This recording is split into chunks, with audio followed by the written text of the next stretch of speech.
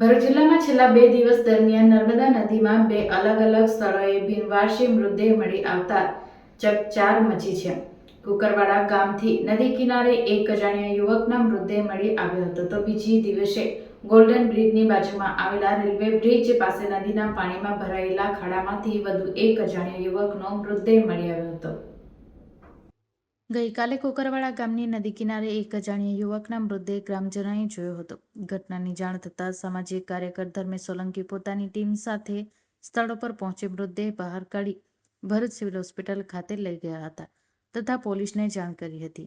બાદમાં social media ઉપર માહિતી મૂકતા મૃતક ઝઘડિયા તાલુકાના ભાલોદ ગામના 25 વર્ષીય યુવક હોવાનું તેના પરિજનોએ ઓળખ આપી હતી. જ્યારે આજ રોજ ભરૂચના ગોલ્ડન બ્રિજની બાજુમાં આવેલા રેલવે બ્રિજ પાસે નદીના પાણી ભરાયેલા ખાડામાંથી વધુ એક અજાણ્યા યુવકનો મૃતદેહ મળી આવ્યો હતો.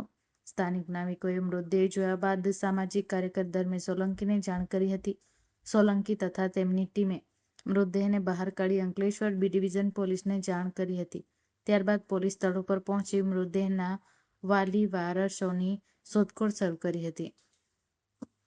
છેલ્લા 2 દિવસમાં નર્મદા નદીના કાંઠા વિસ્તારમાંથી 2 મૃતદેહો મળી આવેલ છે. ગઈકાલ કુકરવાડા ગામના L&T બ્રિજ નીચેથી એક અજાણ્યા યુવકનો મૃતદેહ મળી આવેલ.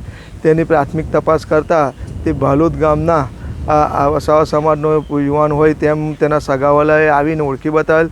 ત્યારબાદ આજરોજ ભરૂચ ગોલ્ડન બ્રિજની બાજુમાં આવેલ રેલવે બ્રિજ નીચેથી પાણીમાં ભરેલા ખાબોચિયામાંથી એક અજાણ્યા યુવકનો મૃતદેહ મળી આવેલ છે, જેની જાણ અમે અંકલેશ્વર બી ડિવિઝન પોલીસ સ્ટેશનને કરેલ છે. અંકલેશ્વર બી ડિવિઝન પોલીસ સ્ટેશનના પોલીસકર્મી અહીંયા આવી ગયેલા છે. ઘટના સ્થળે મૃતદેહને જોતા તે લોકોએ વધુ તેના સગાવાલા મળી જાય તે તપાસ હાથ ધરેલ છે. છેલ્લા 2 દિવસમાં 2 અજાણ્યા મૃતદેહો અમને આ મળી આવેલ છે.